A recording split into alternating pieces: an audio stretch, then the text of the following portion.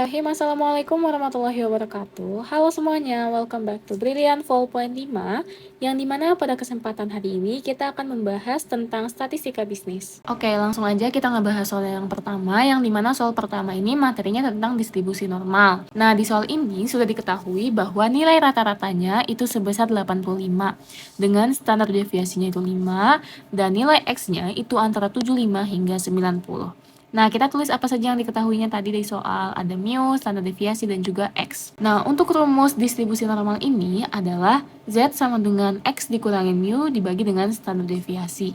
Yang dimana untuk Z pertama ini kita akan menggunakan 75 terlebih dahulu. Jadi 75 dikurangin 85 dibagi dengan 5, hasilnya adalah min 2. Nah, min 2 ini ketika kita lihat di tabel Z, itu nilainya sebesar 0,0228. Oke, selanjutnya kita menghitung Z yang kedua, yaitu 90. Jadi, 90 dikurangin 85 dibagi 5, hasilnya adalah 1. Dan nilai 1 di tabel Z ini adalah sebesar 0,8413. Oke, untuk memudahkan kita semua, apakah ini angkanya harus ditambah atau dikurang, atau kapan harus menggunakan 0,5, kita membuat grafik distribusi normal ini. Jadi, untuk yang di tengahnya ini adalah mu. Kemudian kita cari X yang pertama, yaitu 75. 75 itu kan kurang dari 85, jadi ada di sebelah sini. Ini X1. Kemudian X2-nya 90 ada di sekitaran sini. Ini X2. Nah, yang ingin kita cari adalah bagian sini. Maka dari itu dapat disimpulkan bahwa 0,0228 itu kita tambahkan dengan 0,8413. Karena nilai di tabel Z itu adalah nilai dari mu ke X-nya. Jadi hasilnya adalah 0,8641. Yang dimana dalam bentuk persennya itu adalah 86,41%. Jadi probabilitas seorang siswa yang memiliki nilai antara 75 hingga 90 adalah 86,41%. Oke, untuk soal selanjutnya itu tentang pendugaan parameter, yang dimana yang diketahui adalah sebuah penelitian dilakukan pada 100 orang dan ditemukan bahwa 40 orang diantaranya adalah perokok. Maka dapat kita simpulkan bahwa 100 orang ini adalah N besar, kemudian 40 orang ini adalah N kecilnya. Dengan menggunakan level kepercayaan 95%. Nah, jadi kita tahu ya untuk level kepercayaan itu tingkatnya 95%. Jadi dalam tabelnya itu hasilnya adalah 1,96. Berapakah penaksiran untuk proporsi populasi? Nah, berarti kita akan fokus ke rumus yang proporsi populasi, bukan yang rata-rata. Nah, untuk rumus proporsi populasi ini kan ada dua. Gimana cara kita menentukan mana rumus yang harus dipakai? Yaitu dengan menghitung proporsi sampel terlebih dahulu. Yang dimana proporsi sampel ini rumusnya N kecil dibagi dengan N besar. Jadi kita masukin aja N kecilnya 40 dan N besarnya 100. Yang dimana hasilnya adalah 0,4. Nah, 0,4 ini itu hasilnya lebih besar daripada 0,05. Sehingga rumus yang kita pakai adalah rumus yang ini. Oke, kita langsung masukin ke rumus aja. Untuk P-nya itu 0,4, terus kita jumlahkan terlebih dahulu, yang dimana level kepercayaan itu Z-nya adalah 1,96 dikalikan dengan akar dari P-nya 0,4, 1 dikurang 0,4 dibagi dengan N kecilnya itu 40, dalam akar lagi 100, N besarnya dikurangin dengan N kecil 40, dibagi dengan 100 dikurangin dengan 1, yang dimana hasilnya adalah 0,52. Kemudian untuk yang keduanya kita hitung lagi. Angka-angkanya tetap sama, tapi kali ini kita akan menguranginya, yang dimana hasilnya adalah 0,28. Maka dapat kita simpulkan bahwa dengan tingkat kepercayaan 95%, interval estimasi proporsi populasi perokok berada antara 0,28 hingga 0,52. Atau kalau mau dalam bentuk persennya berarti dari 28% hingga 52% adalah perokok. Oke, selanjutnya untuk soal nomor 3 itu tentang distribusi sampling. Nah, kita tulis dulu apa saja yang diketahuinya. Diketahui bahwa rata-rata penghasilan masyarakat Indonesia per harinya sebesar Rp200.000. Berarti untuk mu-nya itu Rp200.000, kemudian standar deviasinya sebesar Rp40.000. Nah, jika kita ambil sampel acak sebanyak 64 orang, berarti 64 orang ini adalah N-nya, N kecilnya. Dari populasi tersebut, berapakah peluang bahwa rata-rata penghasilan masyarakat Indonesia kurang dari 195.000 per harinya? Berarti X lebih kecil daripada 195.000. Nah, karena di distribusi sampling ini ada dua rumus, yang pertama itu ada terbatas dan juga tidak terbatas, maka kita harus menentukan dulu mana rumus yang harus kita pakai. Cara menentukannya adalah kita menghitung n kecil per n besarnya. Nah, n kecilnya kan tadi sudah diketahui ya, bahwa itu sebesar 64. Untuk n besarnya, karena tidak disebutkan di soal, maka dapat kita simpulkan bahwa n besarnya itu adalah tak terhingga. Nah, apapun yang dibagi dengan tak terhingga, itu nilainya akan sangat kecil. Jadi, hasilnya itu akan lebih kecil daripada 5%. Nah, karena hasilnya lebih kecil dari 5%, maka kita akan menggunakan rumus yang tidak terbatas. Nah, tapi sebelum kita menghitung z-nya, kita harus tahu dulu mu x dan juga standar deviasi x-nya. Nah, untuk mu x-nya itu sama dengan mu, yang dimana hasilnya adalah Rp200.000.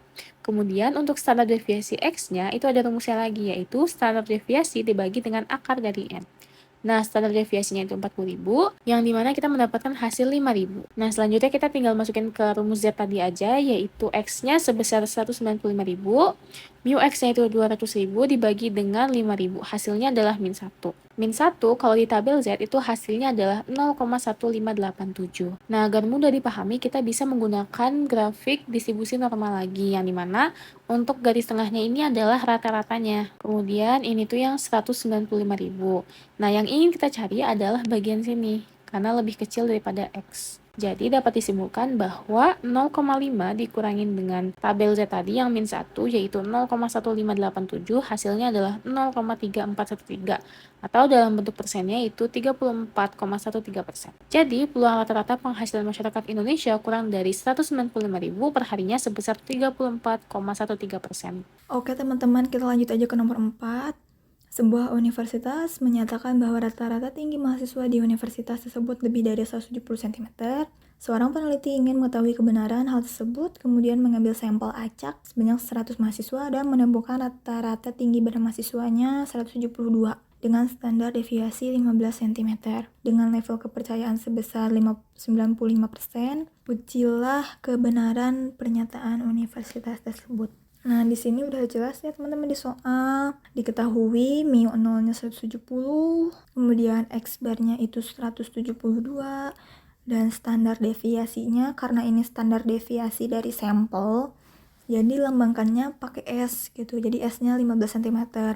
Kemudian jumlahnya itu 100 mahasiswa, dan alfanya itu 1 min 95% sama dengan 0,05, dan ini hasilnya 1,645. Nah, buat hipotesisnya, karena di soal udah jelas gitu di kalimat pertama lebih dari 170 cm, berarti kita nguji H0.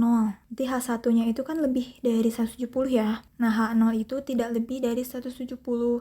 Jadi kita membuktikan H0-nya itu diterima atau ditolak gitu. Jadi rumusnya ZH sama dengan X bar min mu dibagi S min akar N. Tinggal masukin aja.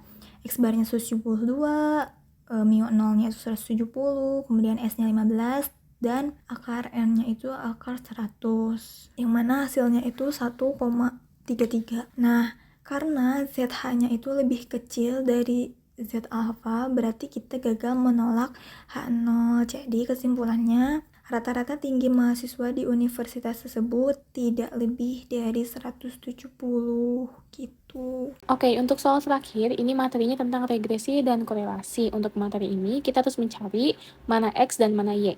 X itu yang mempengaruhi dan Y adalah yang dipengaruhi. Nah, kita bisa lihat dari soalnya. Di sini, berapakah nilai produktivitas yang dicapai ketika jam kerja sebesar 30 jam? Maka dapat kita simpulkan bahwa si jam kerjanya adalah X, itu yang mempengaruhi, dan produktivitasnya adalah Y, itu yang dipengaruhinya. Oke, kita langsung mengerjakan tabelnya aja untuk materi regresi dan korelasi. Yang dimana X-nya itu kan tadi jam kerja, datanya itu udah ada di soal yang ini. Kemudian Y juga datanya ada di soal. Nah, yang harus kita cari adalah XY, X pangkat 2, dan juga Y pangkat 2. Yang dimana XY ini kita kalikan aja, 28 dikali dengan 21 hasilnya adalah 588. Kemudian X pangkat 2 berarti 28 pangkat dengan 2 hasilnya adalah 784. Kemudian untuk Y pangkat 2 yaitu 21 pangkat 2 hasilnya adalah 441. Nah, di sini kalian harus hitung sampai bawah. Setelah kalian menghitung sampai bawah, kalian tinggal jumlahkan semuanya. Nah, setelah menghitung semuanya, kalian tinggal jumlahkan untuk kolom X, kolom XY, kolom X pangkat 2, kolom Y pangkat 2, yang dimana hasilnya adalah 202, 213, 4731, 4642, dan 5077. Setelah mengerjakan tabel, kita bisa langsung mengerjakan bagian A. Yang ditanya adalah berapakah nilai produktivitas yang dicapai ketika jam kerjanya sebesar 30. Nah, untuk menjawab soal ini, kita harus tahu rumus besarnya kan ini, ya sama dengan A plus BX. Kita harus tahu dulu A-nya dan juga B-nya. Nah, cara mencari A-nya itu rumusnya ini. Sigma X pangkat 2 dikali dengan sigma Y dikurangin dengan sigma X dikali dengan sigma XY dibagi dengan N dikali dengan sigma X pangkat 2 dikurangin dengan sigma X pangkat 2. Nah, kita tinggal masukin aja angka-angka yang udah kita hitung tadi. Untuk sigma X pangkat 2 itu hasilnya adalah 4642. Kemudian untuk sigma Y itu hasilnya adalah 213. Untuk sigma X itu 202. Untuk sigma X yaitu 4731 dibagi dengan N. N itu adalah jumlah datanya tadi ada 9. Kemudian dikali dengan sigma X pangkat 2 itu 4642.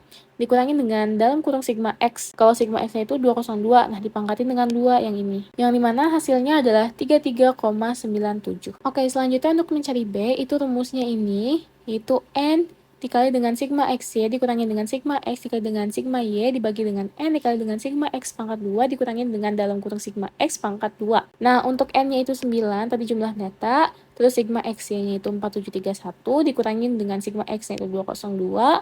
Sigma Y ini 213 dibagi dengan N-nya 9 dikali dengan sigma X pangkat 2 itu 4642 dikurangin dengan sigma X 202 dipangkatin dengan 2. Yang dimana hasilnya adalah 0,46. Nah, jadi kita bisa masukin ke rumus besar yang ini. Yang dimana untuk hasil A-nya itu 33,97 kemudian dikurangin dengan P-nya itu 0,46. Nah, kenapa ini jadi min, nggak plus? Karena kan plus sama min hasilnya jadi min. Kemudian dikalikan dengan X. Nah, baru kita bisa menjawab soal yang ini. Berapa nilai produktivitas yang dicapai ketika jam kerjanya sebesar 30, berarti X sama dengan 30. Jadi kita tinggal masukin aja, substitusikan ke dalam Y ini. Y sama dengan 33,97 dikurangi dengan 0,46 dikali dengan 30 yang hasilnya adalah 20,17. Jadi dapat kita simpulkan bahwa nilai produktivitas yang akan dicapai apabila jam kerjanya sebesar 30 jam adalah 20,17. Oke, selanjutnya untuk yang B itu ditanyakan berapa koefisien determinasi jam kerja dan produktivitas dan juga jelaskan. Nah, untuk mencari koefisien determinasi, kita harus mencari koefisien korelasi terlebih dahulu. Yang dimana rumusnya adalah N dikali sigma X-Y dikurangi dengan sigma X dikali dengan sigma Y dibagi dengan akar dari N dikali dengan sigma X pangkat 2 dikurangi dengan sigma X pangkat 2 dikali dengan N sigma Y pangkat 2 dikurangi dengan sigma Y dalam kurung pangkat 2. Nah, untuk angka-angkanya kita tinggal masukin aja karena udah diketahui N-nya itu sebesar 9, sigma X-nya itu sebesar 4731, dikurangi dengan sigma X-nya itu 202, sigma Y-nya 213. Dibagi dengan N itu 9, sigma X pangkat 2-nya 4642, dikurangi dengan sigma X-nya itu 202 dikuadratkan. Dikali dengan N-nya itu 9, sigma Y pangkat 2-nya 5077, dikurangi dengan sigma Y 213 dan dikuadratkan. Yang dimana hasilnya adalah min 0,80. Nah, dari sini baru kita masukkan ke koefisien determinasinya. Rumusnya itu R pangkat 2 dikali dengan 100. R-nya kita tinggal substitusikan dengan min 0,80. Pangkat 2 dikali dengan 100% sama dengan 64%. Jadi dapat disimpulkan bahwa koefisien determinasi jam kerja dan produktivitasnya itu sebesar 64%. Oke, sekian penjelasan dari kami. Mohon maaf apabila ada salah kata. Billahi taufiq wal hidayah. Wassalamualaikum warahmatullahi wabarakatuh.